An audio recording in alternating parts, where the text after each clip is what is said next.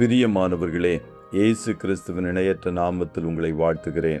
இந்த மன்னா டுடே இந்த டெய்லி பாட்காஸ்டை கேட்கிற உங்கள் ஒவ்வொருவரையும் கர்த்தர் தாமே ஆசீர்வதிப்பாராக.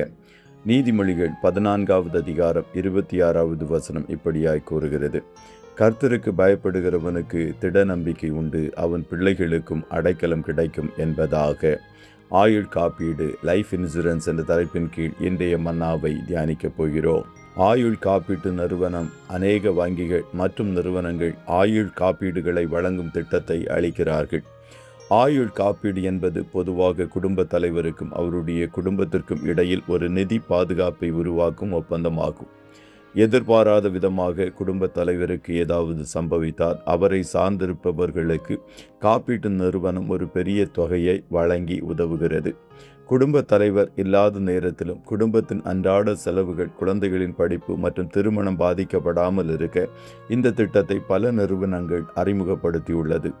ஆனால் சாலமோன் ஞானி இங்கே நமக்கு சொல்லுகிறான், கர்த்தருக்கு பயப்படுதலும் பயபக்தியும் மட்டுமே ஒரு மனிதனுக்கு நம்பிக்கையையும் பாதுகாப்பையும் கொடுக்க முடியும்.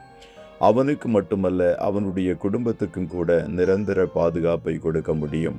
அநேகருக்கு இருக்கும் பயம் எதிர்காலம் எப்படி இருக்குமோ என்பதே. ஆனால் தேவ பிள்ளைகளுக்கோ, கர்த்தருக்கு பயப்படுகிறவர்களுக்கோ திட நம்பிக்கை உண்டு. அவர்கள் அசையாமல் நிற்கும் சீயோன் பர்வதத்தைப் போல இருப்பார்கள். வேதத்தில் அநேக இடங்களில் இந்த காரியத்தை வாசிக்கலாம். ஒரு மனிதன் தேவனுக்கு பயந்து தன் வாழ்வில் தேவனுக்கு பயபக்தியுடன் வாழும்போது அவன் வாழ்வில் வரும் ஆசீர்வாதம் அவனை மட்டுமல்ல, அவனுடைய முழு குடும்பத்திற்கும் உண்டாகிறது. ஒரு வீட்டின் தலைவன் உண்மையாகவே தேவனுக்கு பயந்து அவர் கட்டளைகளை கைக்கொண்டு கீழ்ப்படிந்து ஜீவிக்கும் போது அவனுடைய குடும்பம் உண்மையிலேயே மிகவும் ஆசீர்வதிக்கப்பட்டதாக இருக்கும்.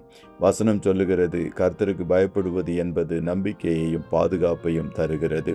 ஒருவேளை நம்முடைய பிள்ளைகளுக்கு கொடுக்க நம்மிடம் அதிக பணம் இல்லாமல் இருக்கலாம். பிள்ளைகளுக்கு அதிகமான சொத்துக்களை சேர்த்து வைக்காமலும் இருக்கலாம். ஆனால் நாம் தேவனுக்கு பயந்து நடந்தால் கர்த்தருடைய ஆசீர்வாதம் மிக பெரியதாக இருக்கும். மாத்திரமல்ல, அது பிள்ளைகளுடைய வாழ்விலும் பாதுகாப்பை கொண்டு வரும்.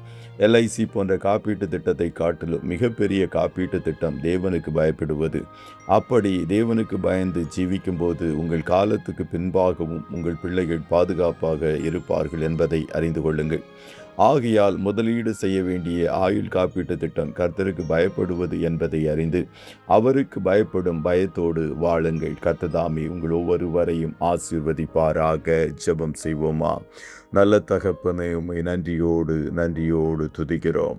இந்த மன்னா டுடே டெய்லி பாட்காஸ்டை கேட்கிற உம்முடைய பிள்ளைகள் ஒவ்வொருவரையும் கர்த்தர் தாமே ஆசீர்வதிப்பீராக. அப்பா, நீரே எங்களுடைய எதிர்காலமாய் காணப்படுகிறீர். அதற்காய் கோடி ஸ்தோத்திரம். உம்முடைய பிள்ளைகள் உமக்கு பயந்து ஜீவிக்கும் போது அவனையும் அவன் குடும்பத்தையும் முழுமையுமாய் நீர் ஆசீர்வதித்து அவர்களுடைய சகல காரியங்களையும் பொறுப்பெடுக்கிற நல்ல தகப்பனாய் காணப்படுகிறீரே, அதற்காய் மீண்டும் நன்றி செலுத்துகிறோம். எங்கள் பொக்கிஷங்களை எல்லாம் பரலோகத்தில் நாங்கள் சேர்த்து வைக்க கர்த்தர் தாமே கிருபை தருவீராக. இன்றைய தினம் உம்முடைய பிள்ளைகள் கையிடுகிற வேலைகளை ஆசீர்வதியும். காரிய சித்தியை கட்டளையிடும். நன்மையானவைகளை பேசுகிற இயேசுவின் இரத்தத்தின் பாதுகாப்பிற்குள்ளாய் ஒவ்வொருவரையும் கொடுத்து வாழ்த்தி ஜெபிக்கிறோம் நல்ல பிதாவே. ஆமேன்.